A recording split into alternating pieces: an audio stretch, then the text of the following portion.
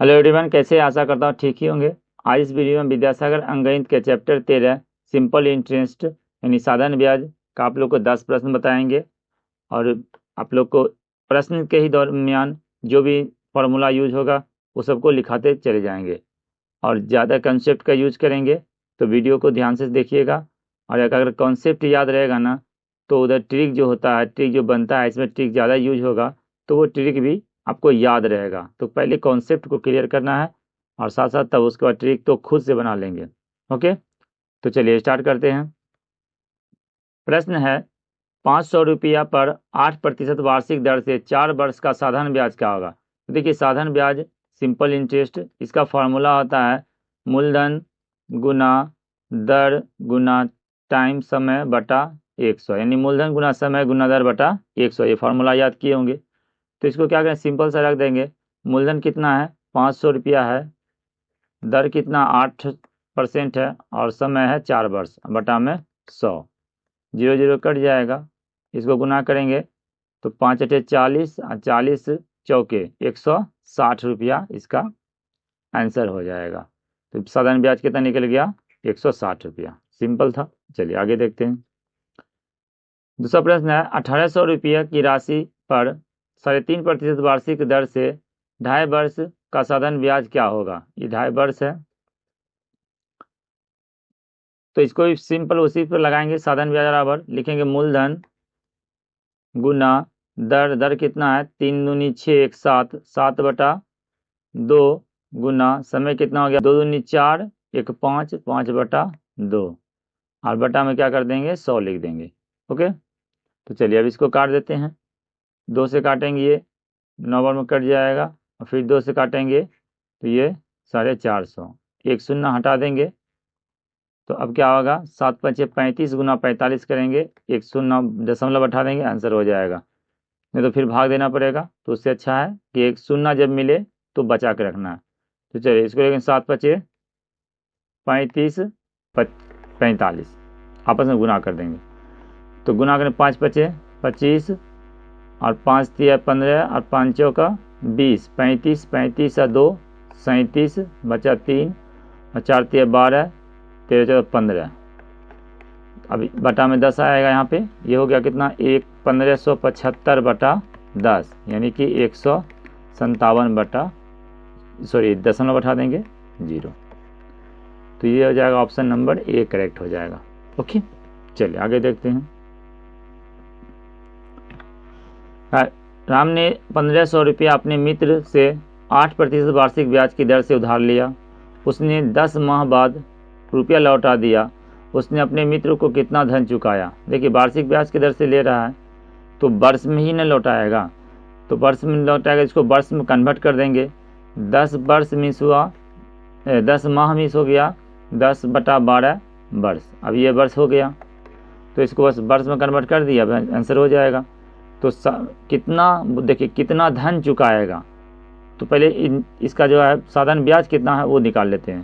तो यहाँ हो जाएगा 1500 मूलधन गुना दर गुना समय, समय हो जाएगा 10 बटा 12 और इसको क्या करेंगे बटा में फिर 100 लिख देंगे। फॉर्मूला के हिसाब से जो कटेगा काट देते हैं, 0 पहले बचाते हैं, इसको काटते हैं। 4 से काटेंगे तो 4 तिहाई 12 और 4 दूनी 8, इसको काटेंगे तो ये जाएगा 5 तिहाई 15। अब चूँकि शून्य है तो शून्य काट देंगे, 2 शून्य और यहाँ 2 शून्य कट जाएगा। ये हुआ 5 दूनी 10 और 10 दें 100। देखिए ब्याज देगा वो 100, 10 माह में कितना ब्याज चुकाएगा 100। अब यहाँ पूछा ब्याज नहीं पूछा, वो कहा मित्र को कितना धन चुकाएगा, यानी कि वो मिसधन पूछ रहा है। तो जो 1500 रुपया कर्जा लिया वो भी चुकाएगा, तो 15 से इसमें ऐड कर देंगे तो हो जाएगा ये 1600, यानी कुल उसको 1600 लौटाएगा, जिसमें 1500 तो उसका मूलधन था जो कर्ज लिया था और 100 साथ में ब्याज दे रहा है, वही होगा मिसधन, इसको कहते हैं। तो ऑप्शन नंबर सी इसका करेक्ट हो जाएगा। चलिए नेक्स्ट देखिए। 800 रुपया का 5% प्रति वर्ष की दर से 9 माह का ब्याज क्या होगा। 9 माह का ब्याज पूछा तो यानी कि इसको हम वर्ष में कन्वर्ट करेंगे तो 12 से भाग दे देंगे तो ये हो जाएगा।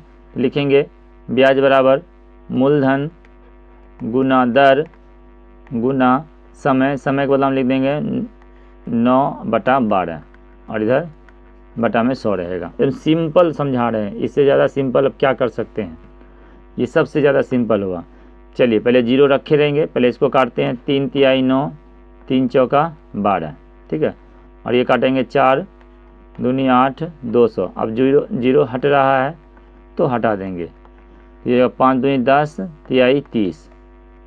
तो ब्याज पूछा इस बार, तो ब्याज कितना हो जाएगा, 30 रुपया वो देगा 9 महीना में। ओके, 30 रुपया, इसका ऑप्शन नंबर डी करेक्ट हो गया। चलिए नेक्स्ट क्वेश्चन देखिए, कहा 1000 रुपया पर मासिक साधारण ब्याज 1500 रुपया है, तो वार्षिक ब्याज की दर क्या होगा। देखिए मासिक पूछा है, इसको बस में कन्वर्ट कर देते हैं। 1 माह का है तो हम इसको क्या करेंगे, 12 से भाग दे देंगे तो ये 1 वर्ष हो जाएगा। तो सिंपल है। और ब्याज कितना है, 15 रुपया। तो साधारण ब्याज का फॉर्मूला होता है मूलधन गुना दर, दर पूछ रहा है, दर गुना समय, समय अब क्या हो जाएगा 1/12 और इधर नीचे में 100। ये हो गया ब्याज। अब ब्याज कितना दिया हुआ है, 15, यहाँ 15 के बराबर कर देंगे तो आंसर हो जाएगा। चलिए जो कटेगा काट देते हैं, ये 0 2 0 कट जाएगा।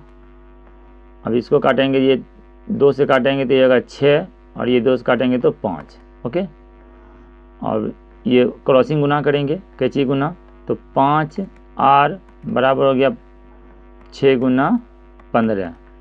तो ये काटेंगे 5 एकम 5, 5 तिहाई 15, तो r बराबर क्या हो गया 18%। Okay, option number C correct होगा। देखिए यहीं काट देते तो और ज़्यादा अच्छा रहता, ये 5 और 5 तिहाई 15, r बराबर 18 डायरेक्ट निकल जाता। चलिए आगे देखते हैं।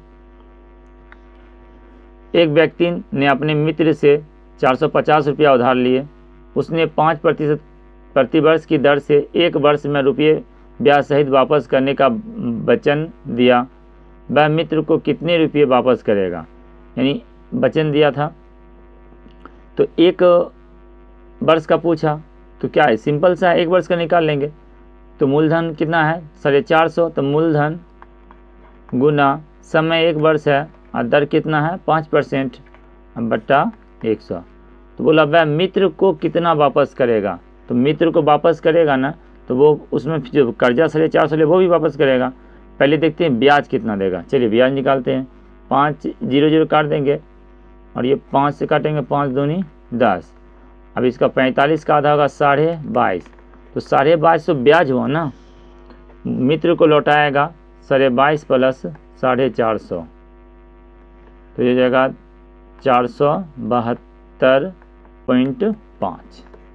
ऑप्शन नंबर सी इसका करेक्ट हो जाएगा। ओके, देखिए एकदम इजी समझा रहे हैं, अब आप लोग को समझ में आ जाना चाहिए। फिर भी डाउट हो तो कहिएगा। का कोई राशि साधारण ब्याज से उधार दिए जाने पर 10 वर्ष में दुगुना हो जाता है, तो वार्षिक ब्याज की दर क्या है। देखिए सिंपल बताते हैं, इसमें फॉर्मूला ट्रिक भी लगेगा, लेकिन अभी हम आपको फार्मूला डायरेक्ट बताते हैं, कोशिश करते हैं। देखिए मान लेते हैं मूलधन कितना था, P था, ठीक है।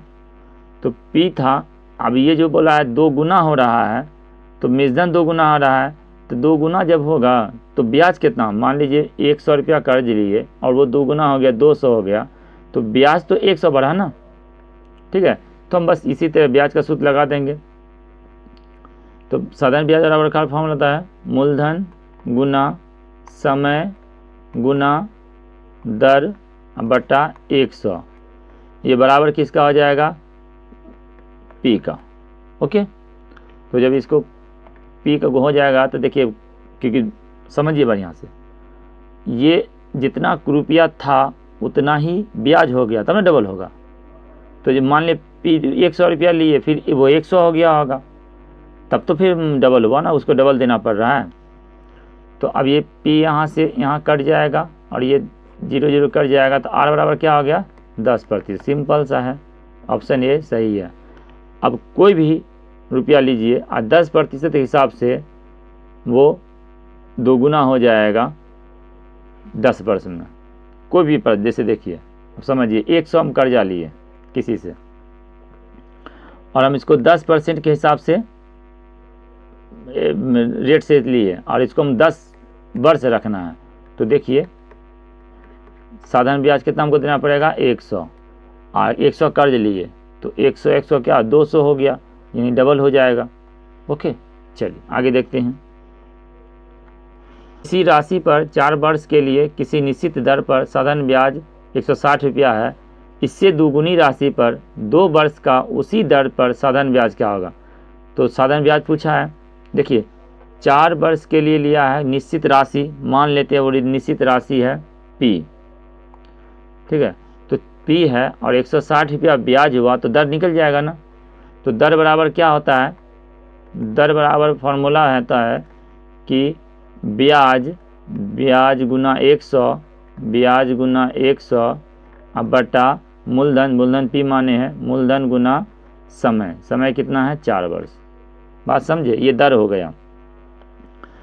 दर का फॉर्मूला होता है ब्याज गुना 100 बटा मूलधन गुना समय। तो अभी कटेंगे तो 4 चौका 16, 40 हो जाएगा।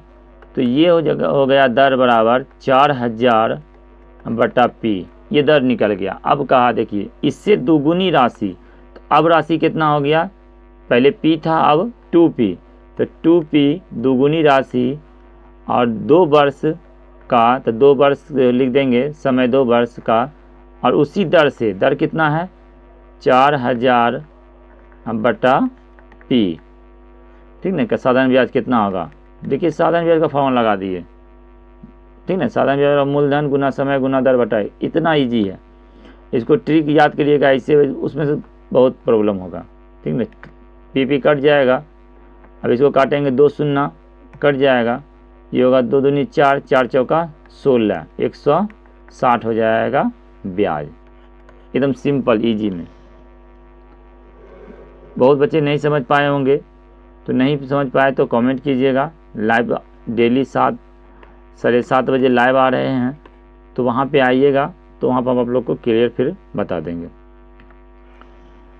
एक व्यक्ति ने किसी बैंक में 3000 रुपये 2 वर्ष के लिए साधारण ब्याज पर 10% वार्षिक दर से जमा किए, निश्चित अवधि के पश्चात उसे कितनी धनराशि प्राप्त होगी। मिश्रण पूछ रहा है, तो मिश्रण पूछ रहा है तो जहाँ ब्याज निकलेगा 3000 में जो ऐड कर देंगे। तो ब्याज निकालो तो सिंपल है ना, क्या लिखेंगे मूलधन गुना समय, ठीक है। समय 2 वर्ष के लिए, तो समय दर है 10% बटा 100।